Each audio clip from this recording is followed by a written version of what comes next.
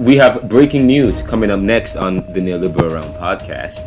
The Philadelphia government, or the City of Philadelphia Office of Homeless Services, plans to close several of its transitional housing programs. That's according to Mr. David Fair, a former manager at the City of Philadelphia and the CYS agency chief, on that who sat down with me moments ago, which we are preparing to air for you as one of the latest episodes of the Neoliberal Round podcast.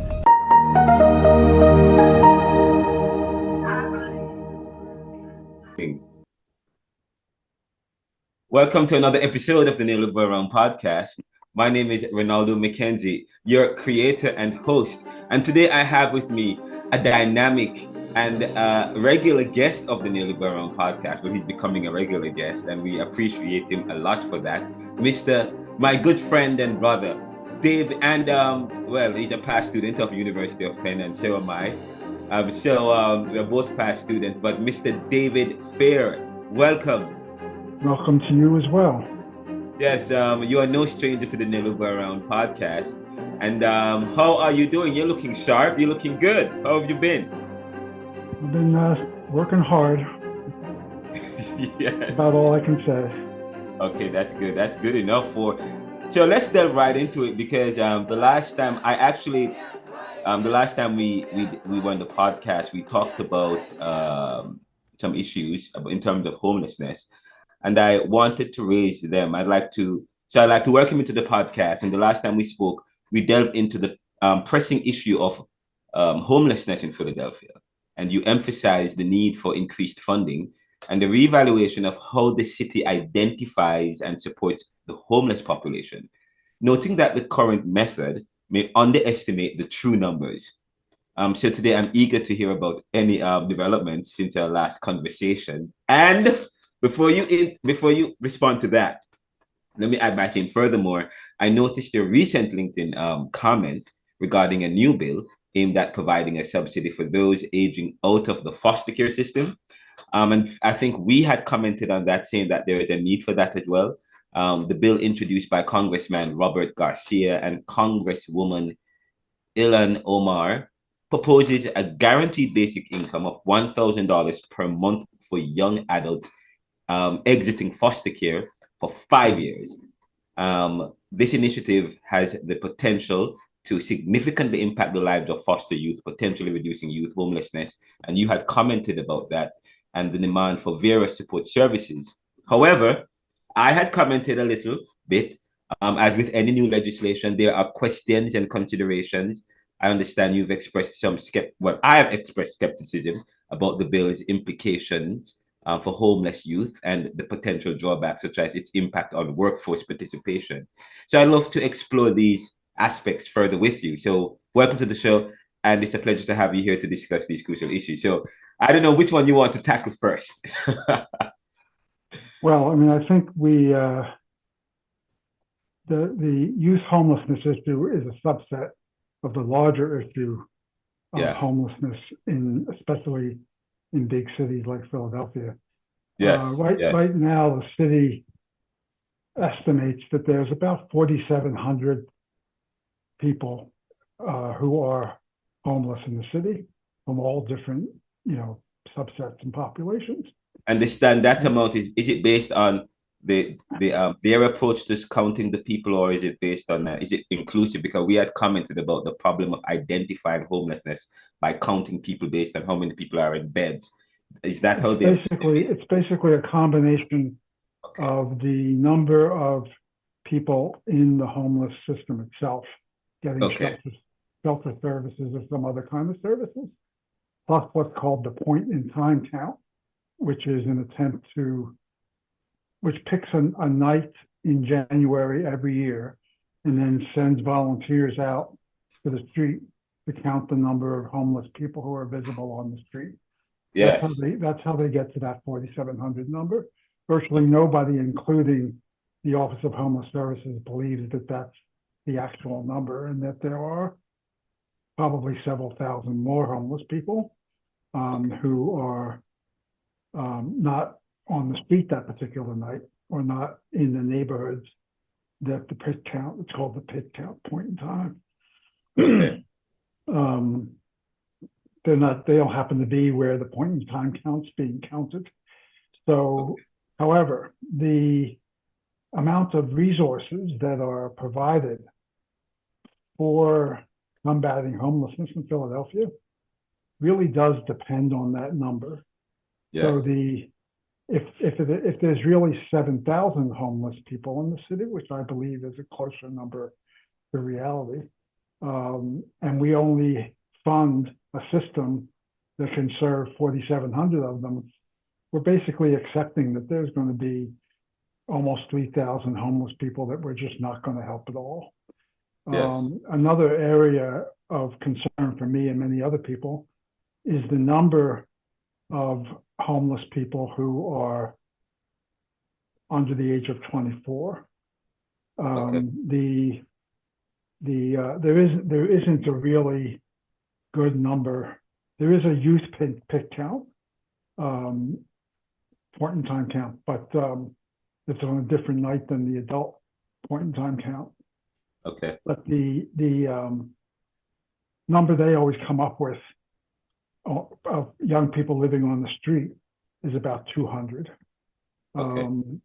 I think personally, because of my work around youth homeless people, I know personally more than 200 homeless young people who are living on the street. Like it's an absurd number to think that only 200 out of 4,700 are young Yes. people. The number that usually comes out of the pit count is about 500 young people living in shelters and other programs, and 200 living on the street. However, the school district, which does a count of its own of students attending public schools in Philadelphia who are homeless, their number is of young people who are homeless is 4,200.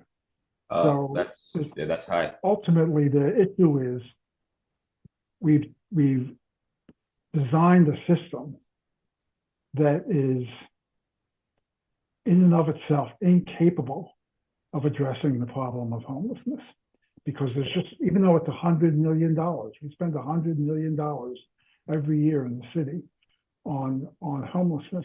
About half of that is city money, the other half is federal money. Okay. Even with all that, we're leaving thousands of homeless people on the street. What is causing the problem? Is it, I mean, 100 million is a lot of money. How much does it take to care for the homeless? Because I know the last time you said the budget was at 1%, but I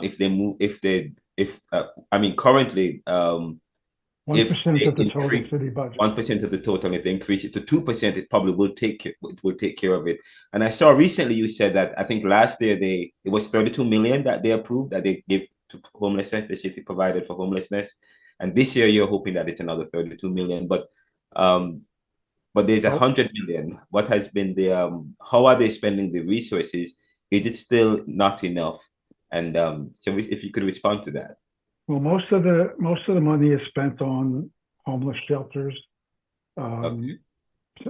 transitional housing. They help you find an apartment or a home for a year, maybe 2 years, and the hope is you'll be back on your feet by that time.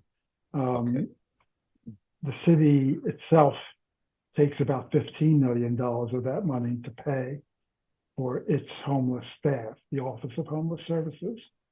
Yes. I'm not totally sure about that number, but it's not that they're wasting the money. It's that it's just not enough money.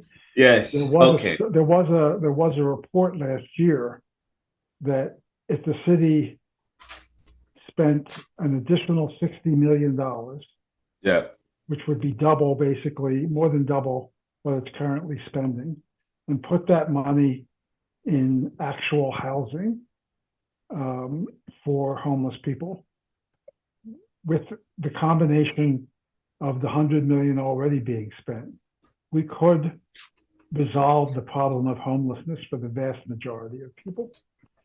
I don't know how scientific study that was. I think it's a good idea to put another $60 million into transitional housing and shelters and permanent housing. Yes. It's not an unsolvable problem. I mean, the numbers we're talking about are big numbers when you think about how many of these people are homeless. But compared to some of the other major crises facing society, if we simply spent, instead of 1% of the city budget, 1.5% of the city budget on ending homelessness, we would come very close to ending homelessness. And that's the bottom line. Sorry about that. No, I'm fixing an issue here. There we go. I've removed the issue. So there. Okay. So you said the problem doesn't have to do with the how the money is being spent. You said it has to do with the fact that you still need more funding available. Yes. If we spent another 50% of what we're spending now, Yeah. the general consensus is that the homelessness problem we have now could be solved. Okay. That doesn't mean there doesn't continue to be homeless people, but that there would be a response designed to help that each individual person who's homeless, each family that's homeless, a response that is actually equal to the task of getting them off the street and into some stable housing. That we wouldn't have to have homeless people panhandling on the street, or living under train trestles, or young people moving house to house, couch to couch. That we wouldn't have to have all those crises. That we could solve the problem by just a little bit more money, 1/2 of 1% of the city's $6.4 billion budget.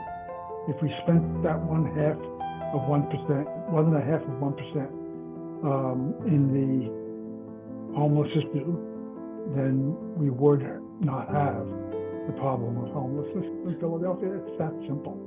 Okay, and I think I get what you're saying now. I think it just occurred to me because you did say that, because yes, we get all this money, but a lot of it is for transitional housing or shelters. And the last time, yeah, we did say that shelters does not really address the issue of homelessness. It's just a temporary fix. It doesn't deal with permanency. So permanency is really what you are talking about, and stability. That's correct. Okay, and you mentioned the fact that we can segue into the recent report about this new initiative by Congressman Omar and Garcia. You did say that that's a bold initiative. It provides income or some stipend or subsidy to young people who are aging out of the foster care system or the CYS system. And could you talk a little bit about that? Basically, their proposal is that of the hundreds of thousands of foster youth who age out of the system every year nationally and end up being homeless, we wind up spending hundreds of thousands of dollars on each one of them with all the various temporary solutions that we come up with. What they're saying is that if we guaranteed a youth who aged out of the foster care system 5 years of rental assistance so that they could stabilize, so they could go back to school if necessary, learn a job, get job training, whatever it is they would need to stabilize, that would at least eliminate or go a long ways towards eliminating the problem of youth homelessness, the 17 to 24-year-old population. That's a population that nobody really knows what to do with today. That they're too old to be serviced out of the children and youth system. They're too young to fit neatly into the adult system. It's an in-between time. We used to call them opportunity youth, the kids in that category. And that 17 to 24 group needs a response that's designed for young people who are 17 to 24, not one that's designed for older adults or one who's designed for younger children, but one designed specifically for the 17 to 24 group. And their particular solution was and they believed it was affordable under the the $30 trillion federal budget, that we could spend $1,000 a month to find a small apartment or a room or a larger apartment if kids want to live together, and pay for that rent for 5 years, which would be enough to actually convince landlords to rent to these young people, because there is also a lot of resistance from landlords to rent to young people. But if they knew they had 5 years of guaranteed rent, that we could eliminate the homelessness issue, at least among youth aging out of the foster care system. In Philadelphia, the University of Chicago, about 7 years ago, and this was a while ago, before the pandemic, did a study of youth homelessness in Philadelphia, and they projected that 40% of the homeless youth who were on the street were youth who had grown up in the foster care system, which basically means that we as a community, through the foster care program, raise these children, and then at the age of 18, we abandon them to the street. 40% of the total number of homeless people, which is homeless young people, which is projected to be somewhere around 2,500. That's hundreds and hundreds of kids who we raised in our foster care system, who we let become homeless when the children's money ran out. The Congress people are suggesting that if they were able to automatically get a place to live, it wouldn't be foster care. It wouldn't be that they were getting a whole array of other services or new services. They would get the same services they would get normally, but they would have a stable place to live. Having a stable place to live is essential to almost everything you have to do in your life. Yes, if you don't have a stable base place to live, you're not going to get your act together. And so, even though their proposal has very little chance of going anywhere, the reality is it's a common sense solution, because $1,000 a month in Philadelphia, $1,000 a month for the 400 or 500 kids who age out of foster care into homelessness every year is I don't know how much that is, but it's a manageable amount of money to keep them off the street and to help them get a job and help them be stable. Yes, it's quite an interesting. I am listening to you, and there's a lot of stuff going through my head about the issue of stability, but the issue of social skill. When I was in Jamaica, I was the national guidance, the national career counselor for the National Youth Service. Israel has a National Youth Service program. Brazil has a National Youth Service program. It's not necessarily catered towards people in foster care. Oh, sorry, but to anyone, actually. Once you get to the age of 17 and you leave high school, they provide what is known as, and I also work as the deputy manager for the Jamaica Values and Attitudes program. And they both, the National Youth Service and the Jamaica Values and Attitudes program, work together to help to respond to the gap between there are people who don't necessarily leave from high school and go straight to college or to sixth form in some cases. So between that gap, the country and other countries, they provide a means to help to prepare for the student, to prepare the young people between 17 and 24, developing professional skills. A lot we see there's a issue in terms of issue of professional skills. There's also developing social skills, developing connections with people in their community. I interviewed a young man on one of our podcasts, the last podcast episode, What's Your Story, Part 6. He talked about being in the foster care system, and then he went to jail, but then he was able to move from jail and find his but then he talked about the issue of connections, not having connections, and the connections not being strong. And I talked about, so I'm thinking, I think we have to have a comprehensive care, a comprehensive plan, a comprehensive policy that deals with stability, but also professionalism, developing connections, look at the foster care system and how we are developing our children, what competencies and skills when they should have by the time they get to 17 and age out, and find not all of them go to college. Is there a national volunteer program or a community volunteer program or or a values and attitudes program coupled with a youth service program that help them to develop service, but also prepare them for professionalism, and then we work together with corporate to develop programs and said or positions for them. These jobs. This is what you're going to get. We're going to pay you a stipend, and you so on. Is there something like that we can absolutely? Mostly, yeah. I mean, most young people in the United States grow up in a family.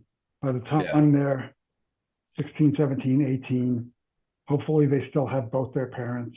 But even if they have one parent, they have aunts, they have uncles, they have people around them who can help them make the transition. That's why we use the term transition from being a young person to being a young adult. The vast majority of those of us who've found some kind of stability in our lives found that stability because we had the support of our family and the network that family interacted with. What we're talking about here, especially for youth coming out of the foster care system, is that they have none of that. They have none of that. They might luck out and have a foster parent who's willing to go the extra mile even after they're no longer in the foster care system. But that's not the way it usually works. Usually it works. The kid becomes independent at the age of 18 or 21 in some instances, and they are on their own. They're on their own. There is no adult making a phone call to somebody to see if they could get them a part-time job. There's no one for them to come and talk to about the stress that they're feeling at not being able to do well in school or find their way in school. They have nobody. And those are the kids who end up out on the street because they had nobody holding their hands, nobody to hug when they had a bad day. And all of the programs that we talk about that we never seem to want to fund are about putting an adult somewhere in the course of that kid's life whose job it is to help them get their act together, just like a parent. Where I work, Turning Points for Children has a program called Life Set, and its specific purpose is to fill the role of a parent for a child who's aging out of the foster care system who doesn't have a parent. And we're very successful in helping these kids get their act together and stabilize and get jobs and go to school and take care of themselves, find a stable place to live. Because we're basically pretending we'll be your parent. Yes, and we'll do that and we only do it for 9 months before we have to let them go. But even that 9 months can make all the difference in the world to some of these kids. The vast majority of kids that I've met who are living on the street or in some kind of homeless situation, living couch to couch, that's all they're looking for. They're looking for is an adult who's going to look out for them. Yes. But we need, I'm thinking I remember one time I did a podcast episode, and I really give God thanks, and I appreciate this podcast. I don't want to sound too religious. Somebody said, "Why do you make your podcast sound too religious?" We are very dynamic, but one gentleman said that we need a fathers movement. We need fathers, and I said to somebody, probably that's what we call mentors. We call them mentors, role models, and so on. And there is so much more we can do, and it needs funding and political will. What do you think? We have a new mayor now in place in Philadelphia. I don't know what she has done from where you sit, what is being done from where you are, and just saying, for people who are listening or watching, David Fair is a former manager for the city of Philadelphia. He has been very involved at the highest levels in Philadelphia, and so he's at a very good position. He also works on the board of several young youth and homeless initiatives in Philadelphia. So he comes with a lot of credentials. Yes, if he could.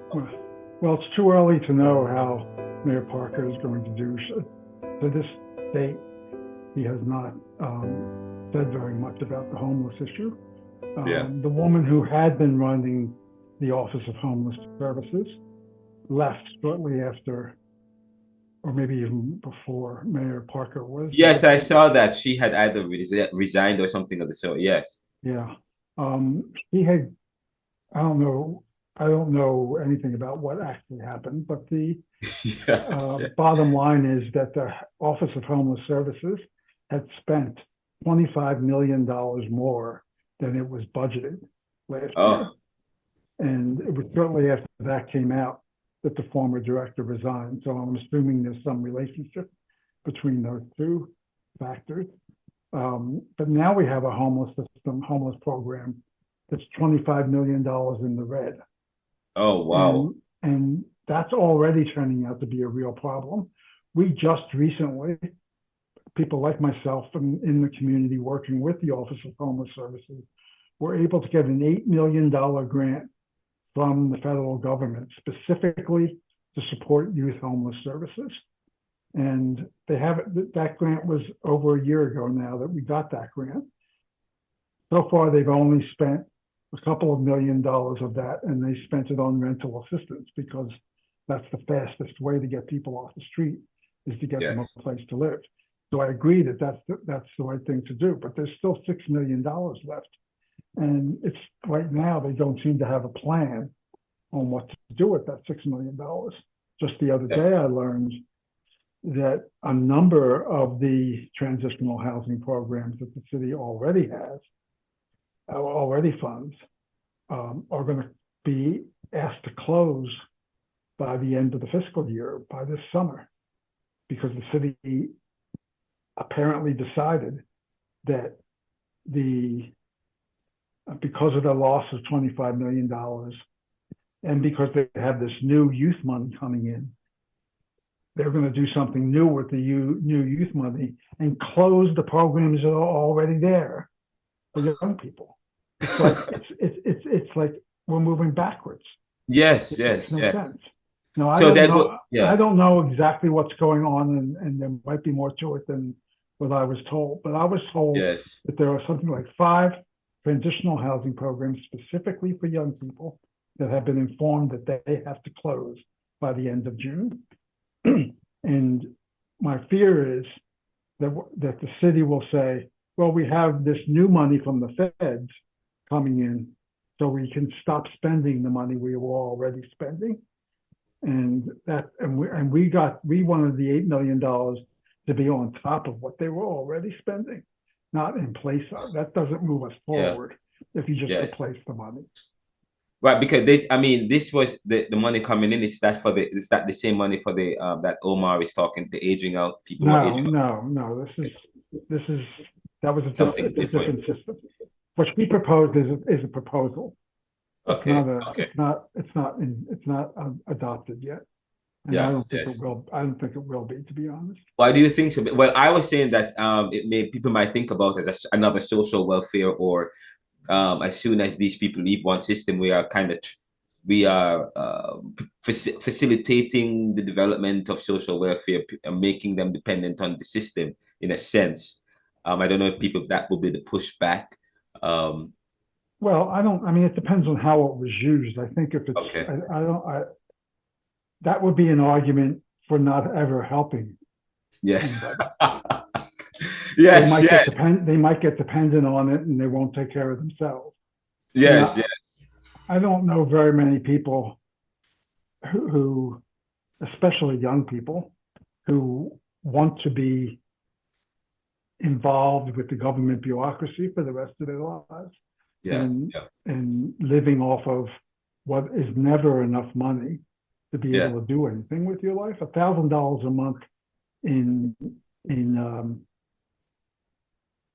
Congresswoman Omar's bill in most cities around the country would not even get you an apartment. Yes. Or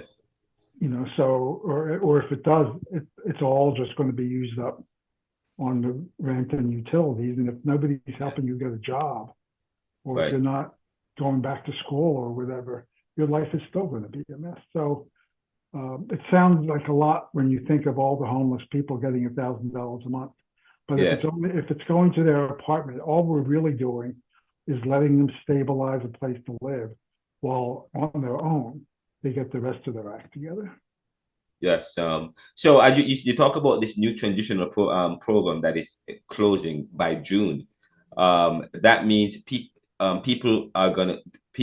are People are going to be homeless. People people are who going are to be living in homeless. those Those who are programs right, are the going to kids be who are homeless. transitioning out of are aging out and so on, or people who need that service. What's going to happen to all of these people? And many of them are young women with children. Yes. And Yeah. it's not clear what's going to happen to them. Yes. The city very frequently will make an announcement that it's no longer going to fund something, and that makes somebody homeless, and they Yes. just send them back into line for Yes. homeless services. They don't seem to care that they had stabilized this family and given them a real chance, and now they're pulling the rug out from under them.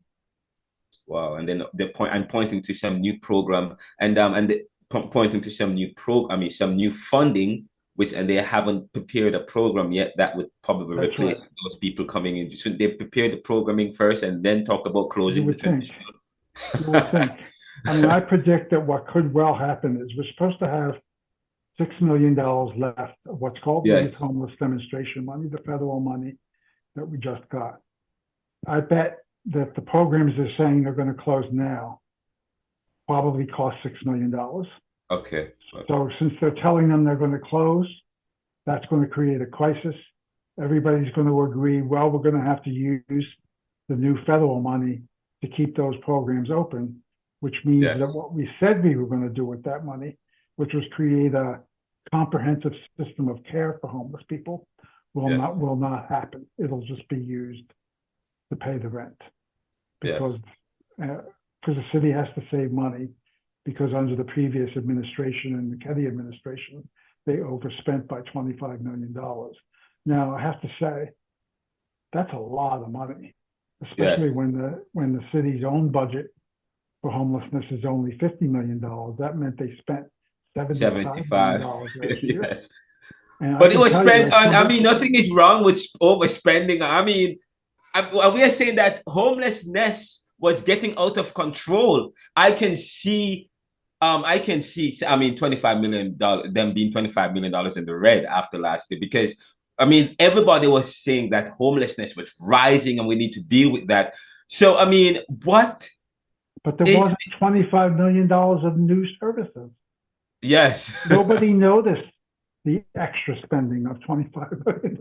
Oh, yes. It's like it was the same system last year as it was the year before, even though they spent an extra $25 million on it. Do you know where this went? Extra 25 million? Nobody. Yeah. I don't know where it went. Nobody knows where it went. Okay, so it may have been spent on something other than homelessness. That may have been the case as well. Oh, wow. But we don't know. We're not sure. We just don't know. I don't know. Somebody in city government may know, but I don't know. Yeah. But whatever it is, the bottom line is these are, in the big picture, the city has a $6.7 billion budget. In the big picture, adding another $50 million to the OHS budget, forgetting the extra 25, that's an aberration. Adding another $50 million, according to the studies, will get the vast majority of street homeless people off the street. Yes. And that's what everybody wants to see. Yes. But we don't do it. We don't spend the money that way.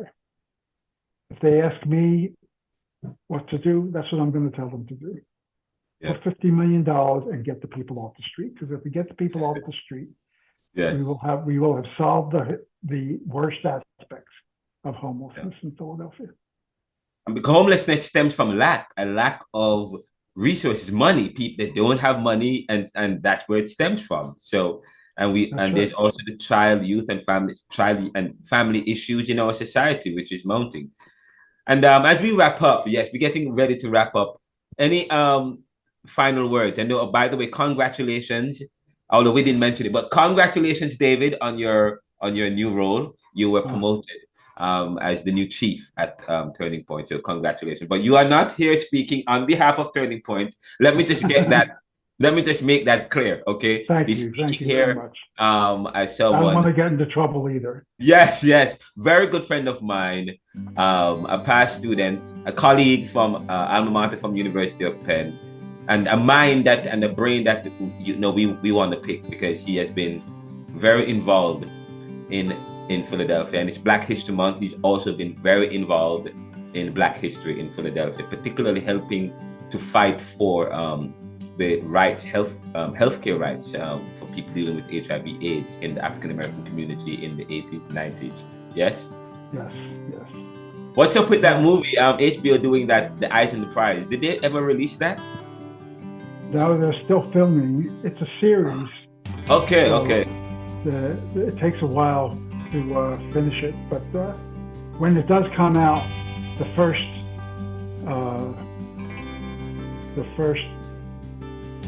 one that they put on television is going to be about Philadelphia and the fight against AIDS in the 1980s. Yes. So hopefully that'll be relatively soon. I haven't heard from them for a while. And as we wrap up, you know what today is? Is today Super Bowl day? Yes, it is. It's today at 6:30. What's your prediction? We're not in it, so I'm not going to watch. Oh, well, I mean, do you know who are the two teams playing? I know the Chiefs, yes? It's the Kansas City Chiefs against the San Francisco 49ers. 49. I predicted them to be in the finals. The Kansas City Chiefs are the ones who beat the Eagles last year, so I'm favoring the 49ers. 49ers, yes. 49ers, their defense is next to none. I had the 49ers on my fantasy team. They were my defense. And Herbert from Kansas City Chiefs was my kicker. But well, let's see who's gonna win. Who do you predict gonna win? But so you want 49ers to win, but do you think they have a chance? No.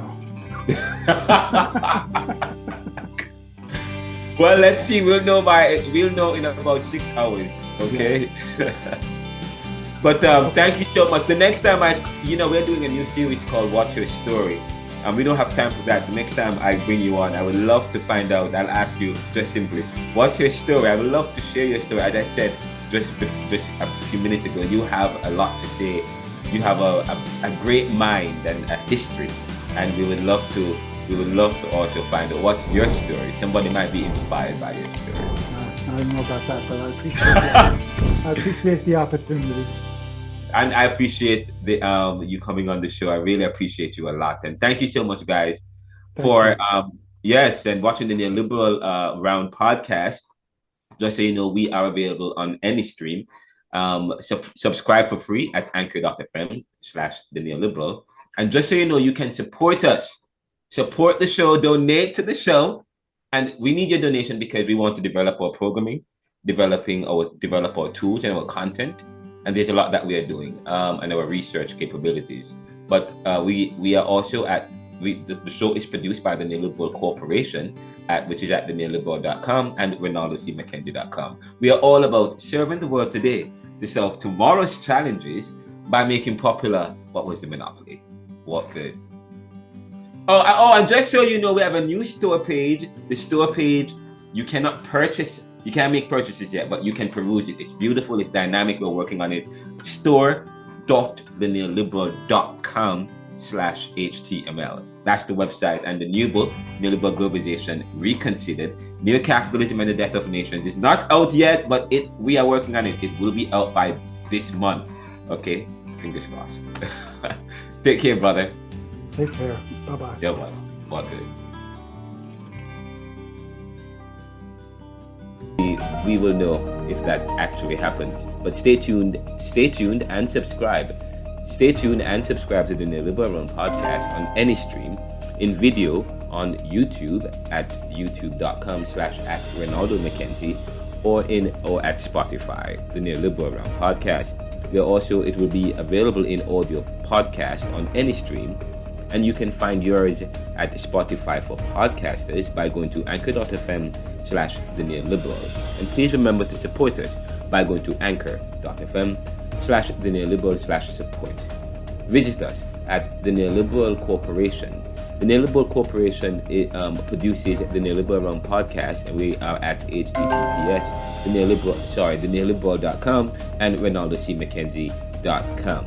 We're all about serving the world today to solve tomorrow's challenges by making popular what was the monopoly.